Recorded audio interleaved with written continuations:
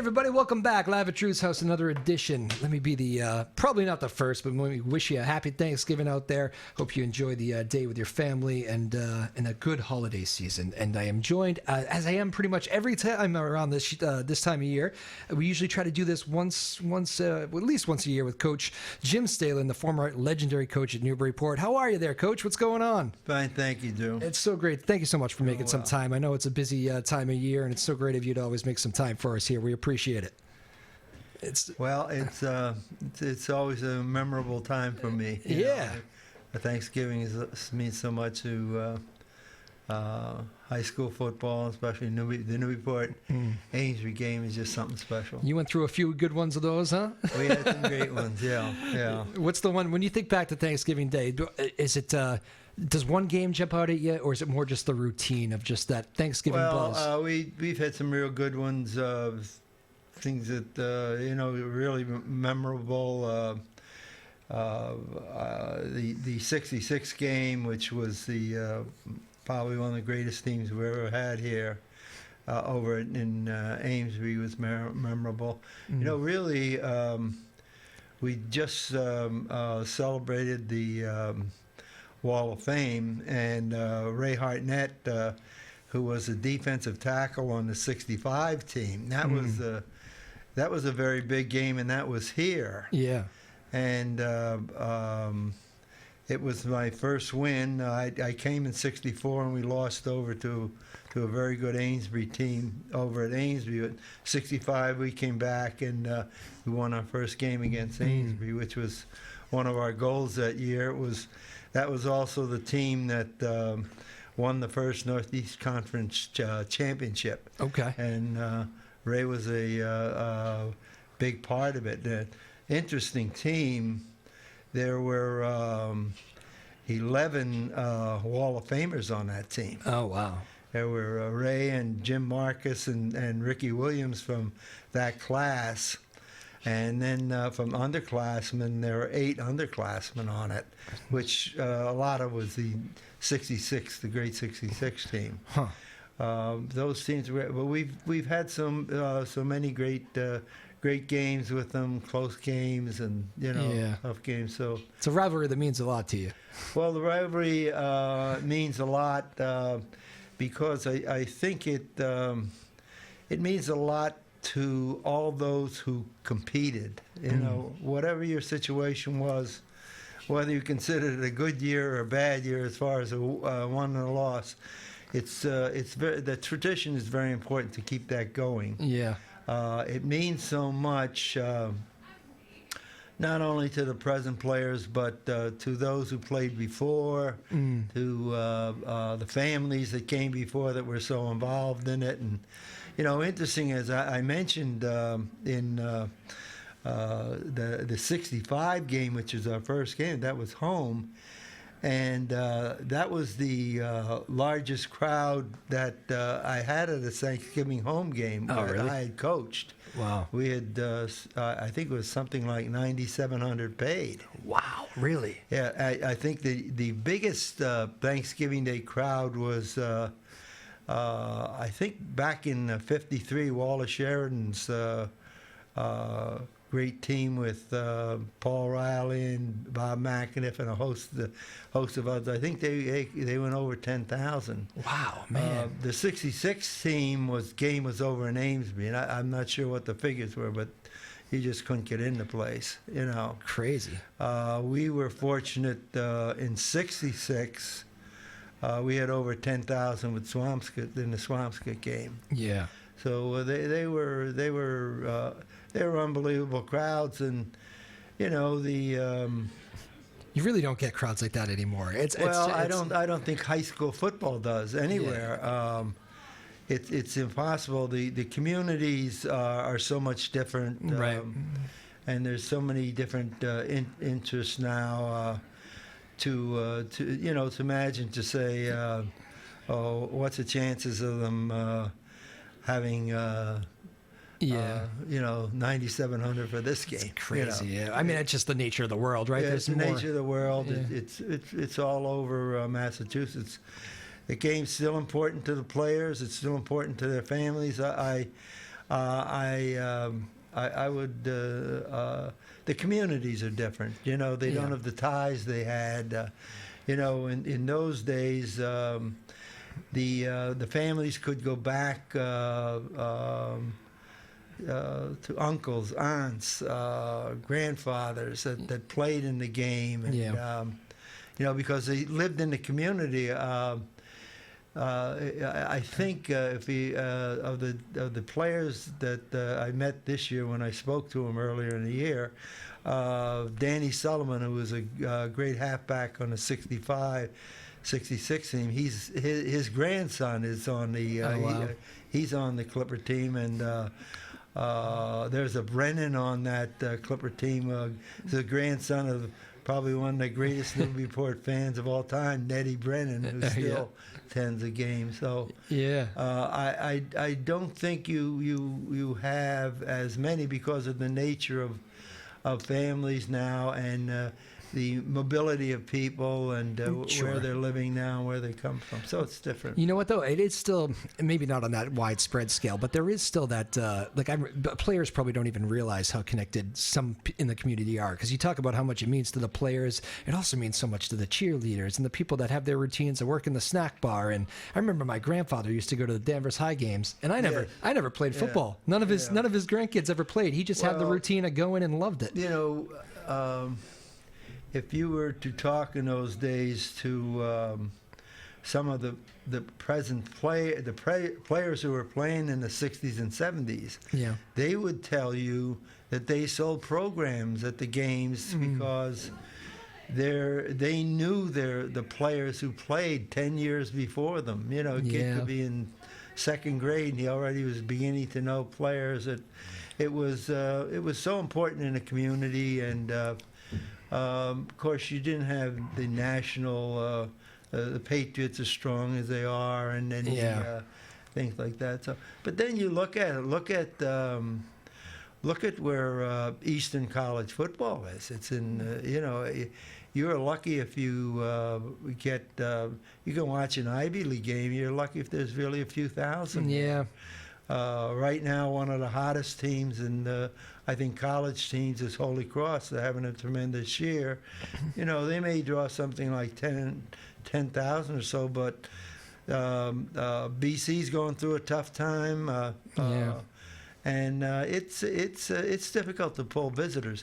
What amazes me the most, really, on the college scene is that they don't draw the alumni they used to. They don't draw their own student fans there like they used to. It's just different. The only way you find that now is in the big schools and college. Yeah, no, you're right. It's especially when they're not. It's funny. It never used to matter if the programs were winning or not. It was now. It seems like you kind of have to have a winner to draw the crowds. You have to have a winner to.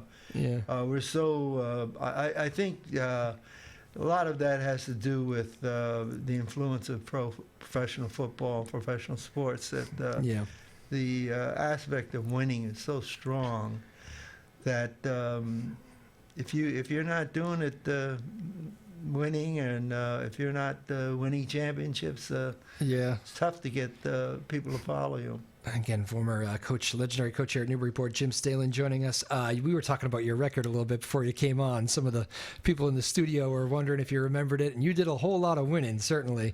Was there ever a down year that you guys had where you knew going, just whatever happens, maybe it's injuries, maybe for whatever reason, it's not your year as far as titles and all that stuff. But was there like a team that you were extra proud of that maybe didn't get all the celebratory, all the write-ups? Well, the two teams that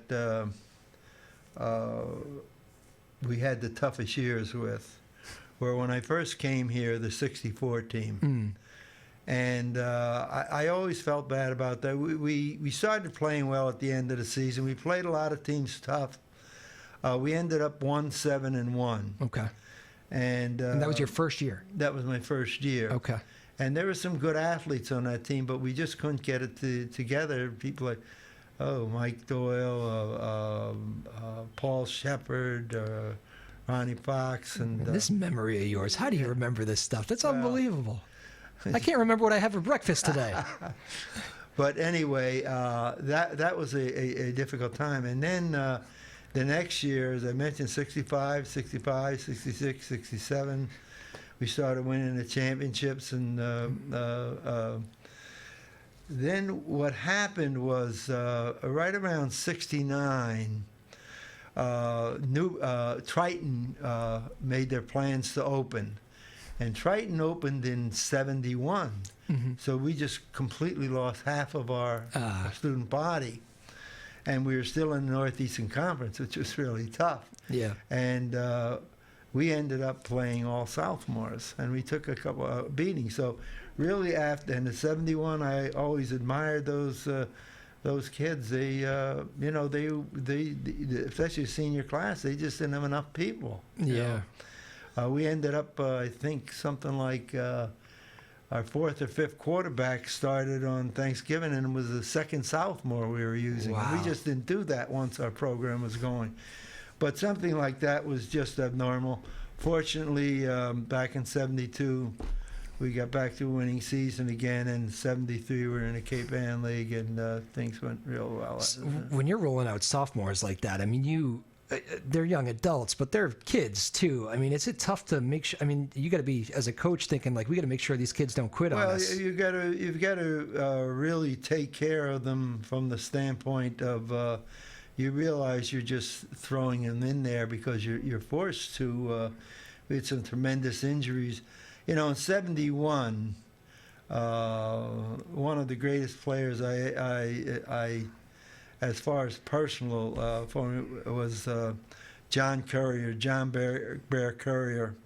And John played with a bad leg. He hurt his leg. I think it was the first game of the season. We were down in Saugus, and from there it just everything started to erupt. We started to get so many injuries, and we were so thin that we just couldn't withstand it. So there was really those 2 years that we had to rebuild. Most of the years were fine. Yeah. Things went well.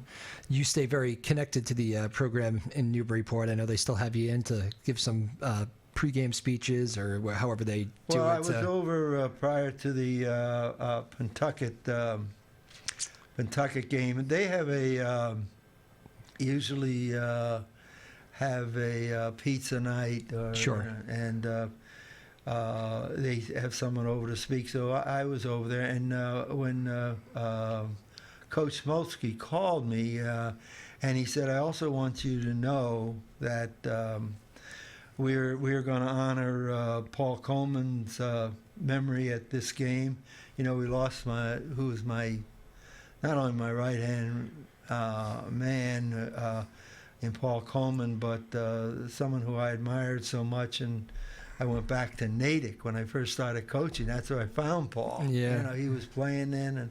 But anyway, they said they were going to put a decab on the gold helmet with Paul's name on it and everything else like that for the remainder of the season, and they dedicated the season to him. So I said, well, that's great, because I'd really like to talk to them about Paul. Because let's face it, Drew, they unless there's some way we're told who Paul Coleman was, or even who I was, or any of that, we've been gone so long. The only time they ever saw Paul, what Paul still did in his retirement, he always went back up to high school, and he sold tickets at the basketball game. Yeah. And that way he got to meet a lot of people and everything else like that.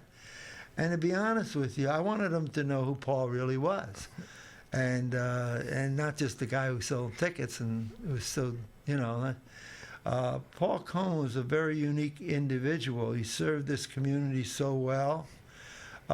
He was a very charitable person for years after he was finished coaching. He still worked quite a bit on Thanksgiving days, feeding people and different things like that. He was so involved in the road races. He just was a good person.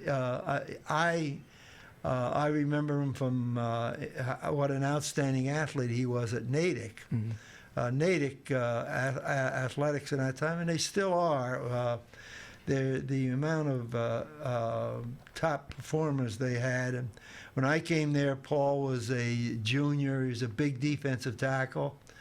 He ended up going to Boston University, and Boston University was playing a top schedule then. You know, they played Syracuse, Pitt, Penn State, Kansas, all of those teams. And Paul played for a friend of mine, a coach I admired, and, named Hal Kopp. And when Paul, I got the job in '64, and that's the same year that Paul graduated. So I was looking for coaches, and I got Paul, and brought Paul with me, and he stayed with me the whole time, and never left Newburyport. A lot of our coaches never left Newburyport. You brought them here, and they never left. Brought them here, and they left it. This was such a fine community for everybody. You know. Unfortunately, we lost Paul this past March. We also lost Danny Hogan a month or so later, and it's been tough. So of the 6 staff that served almost 15, 18 years together, 3 of them are gone. Pete Kalasian died several years ago, and so John Mulvaney's still around, and Billy Penningill's still around, and I'm still around. So, but Paul Coleman was just a special individual. You know, you not only have to watch how you coach, in a sense, as far as the treatment of young men. You have to be sure that the people that you choose to coach for you too are very capable people, and the type of people that you know the way they're handling him. Paul was a beautiful person. He was extremely well skilled because he had played for Hal Kopp, and he was so well good in the mechanics of line play and defensive play, and did so much. And you know, he loved being a coach. Yeah. And he typified what you really want a coach to be, as far as this is the kind of guy I'd like to coach my kids too, you know, and things like that. So. And you trusted him. I trusted him so much. We had a remarkable staff. It stayed together for over 15 years. Yes, that doesn't happen anymore. It doesn't happen, and you have so much mobility going on and different things. Things are different, and they all stayed in the Newburyport area. Yeah. And, Billy and John Mulvaney and myself, we were still here. That must mean a lot to you when you keep those coaches 15 years, one staff. I mean, that's a sense of pride in itself that you as the head man were able to keep that group together, right? Well, it was. Things were a little easier from the standpoint with coaches, in the sense that you were able to get them jobs too. There were job opportunities in the high school. Yeah. You know. Yep. It's very hard to. To walk into a high school now and see that a coaching staff, all of them are there, or all of them are in the system. Right. This doesn't happen anymore. There's not that many opportunities. So. And I'd imagine it's hard to be a coach at any level and not be at the I guess at the high school level. Yeah. It's hard to be a coach and not be in the school, because I know people that go, maybe they coach at a different school from what they teach at. Yeah. Or a different community. I would imagine that's difficult. It is difficult, the travel you have, the connection you have, and I always thought that it was very important, to live in a community. Yeah. We lived in Newburyport for 40 years. I would certainly have stayed. We had a big house up in Lafayette Street, beautiful home, and I worked at the high school 2 blocks away. My wife Bev was a medical technologist, and she worked at the hospital, which was about 100 yards away. Yeah. So thought that it was very important. We were in a community. Our kids went to school here and everything, so that was big for me. Yeah, no, I know that always meant a lot to you. When you talk to those kids, you mentioned that, some of those kids that you're talking to right now might not even know you, like, 'cause they just know the stories, Yeah. But when you start talking to the current high school kids that are about to take the field, on Thanksgiving, do you immediately see the connection of, like, do they engage because, you know what, this is a football guy who's been through it? Like, as soon as you start talking, do you see the connection? Or Well, I find out that the one thing, they're very attentive, then very courteous, and speak to someone after I'm finished. They usually come up and talk to them about. They're it's very let's say rewarding to talk to them. yeah. Boy, they just concentrate so much. They just stare at you sometimes. Yeah. Geez, my God. You can ask some questions. It's okay. And it's a good opportunity. What I really, when I speak to them, I try not to be saying, "Hey, look, we won all these games, we did this and that." That's not for me to. What I speak to them about is basically enjoy this time, make the most of this time, and live in the moment. When you're a freshman, be a freshman, and do what a freshman does. And that time when you're a senior and you're the big dog, that'll all come. Yeah. But while this is on, make the most of it, because these 4 years, they're just going to fly by. You might not think now, and things may not be going that well for you, and you can't wait till you're a senior or something. Don't worry about that. You're going to face that in life when you leave here. Where do you start over when you leave here? So that this is an experience that you might have to make the most of. Get everything out of it. Yeah. And I think that's really important, and also to appreciate each other. Teams give you the opportunity to make friendships that you may not be able to make in a classroom. Teams, you're able to share things with players, good and bad times, and make the most of it, and try to realize that you're there to experience life, and this is what life is, and there's a lot of tough times in life. So when you're at Newburyport High School, be a Clipper, and handle things. And be proud that you're a Clipper, and realize that many who came before you, they did a good job, and they passed that over to you. And it's sort of something that you inherit. It's a responsibility almost. I told them, I said, you come from champions, you wear the gold helmets, and play like that, and play as hard as you can, and enjoy it as much as you possibly can. So. I know all those alumni in the end zone there. They're still watching very closely. Oh, yeah. I got to Especially experience. on Thanksgiving, I was surprised years ago. I probably was still coaching. I remember one of the older ones saying, a lot of the guys come back and they want to see who's wearing their number. Yeah.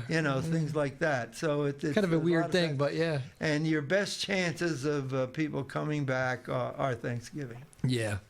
What do you think about the state of the game in general? There's so many rule changes at every level. I mean, obviously some are done because of safety, but just your general thoughts on the state of the game of football. Well, I think they have to keep their eyes on it continually. Safety has got to be such a key factor. I think there was during my time and in those years there was more shoulder tackling. Yeah. And the helmets, as great as they are, when you have to build safety like that, sometimes that's you got to watch the way you use it. You just can't use it. If that's used improperly, that's a weapon. Yeah. I watch the college games, and they do a very good job on it. Really monitoring at that there's no bad penalties on it. But I think to keep the safety on it, they're doing a lot better job on below the knees, now. But safety is a really important thing. Was there? I mean, there's probably moments. I think every coach, even as soon as recent as 20 years ago, we know so much more now about the head and concussions, and we're always learning more. Even the last 5 years, I'm sure. I remember when I was a kid, I couldn't tell you how many coaches would say, "It's just you got your bell rung, get back out there." Yeah. And I mean, I think that used to be the thing for every football game. Were you, when you look back on those days, were you thinking to yourself, "Wow, I wish we knew more about that," or were you guys pretty good about? I thought we were pretty good. We first of all, we tried our best to not to teach at all any of use of your head and the helmet, projecting up towards the head of the opponent. And we tried to use our shoulders more when blocking, tackling, and everything else like that. So that was practice. It was form and And when we practiced our tackling, we did a lot with that. And we tried to be as aware as we possibly could as far as the coaches. Is everybody all right? And we always. They always knew that. I think they knew that we were concerned about safety. Yeah, no, it's interesting. I know, I know I've heard some coaches say they would actually, because they've cut down on how much you do at practice as far as tackling, and I've heard some coaches say, don't cut down on that. Spend more time on the form of it, which is probably I'm sure there's arguments on both sides of that, but anyway, that's an interesting take from again Jim Stehlin joining us, the legendary coach at Newburyport. I mean, I always think it must be the coolest thing. I remember spending some time with you on the day they dedicated the field to you, Stehlin Field down there, and it's beautiful, man. Every time I see it, it's great. And you were nice enough to take 5 minutes for me and do a little interview, and I know you had microphones and people. Mike Lynch was there, I remember. Everybody was doing interviews with you that day, but you were nice enough to take some time with me at halftime, and it was just such a great day, and just years removed now. I mean, just your name's going to live on that field, forever. It must be the coolest thing in the world. Well, it's a wonderful thing, and it's a very humbling thing. I never thought something like that. Plus the plaque, and then when they more or less put the big granite piece up, a monument for it, and that was beautiful, and the sign they have, and it means an awful lot to me. It means an awful lot to my family, but means an awful lot, I hope, to our players. I have such close friendships since actually closer in during that period when they were going to honor the naming of the field with the committee that was on that, and people. I'll give you Bob Arabino. Bob Arabino was the one who introduced me the night of it. So it was one of my. He played on my 65, 66 teams. Great lineman, great person. Bob Arabino, since that, the dedication itself has gone through a very tough situation in his life. He's a double amputee, and it's as a result of diabetes. And I talk to Bob every week. I go over there every few weeks, and he has a whole group of former players. Kevin Lucy, who's there all the time, and people who really have worked so hard on my behalf, and Bob was one of the leading forces and all that. Well, for example, with Bob probably has one of the most positive attitudes I've ever seen in a person. I have so much admiration for him, how he's handling this. He will call me up in a week and he'll talk, say, how'd the rehab go? And he's getting to handle his new prosthesis and what he has to do. And it's a real challenge. And, you know, like Kevin Lucy said to me, boy, I don't know if I could handle what Bino's handling, you know, and what he doesn't.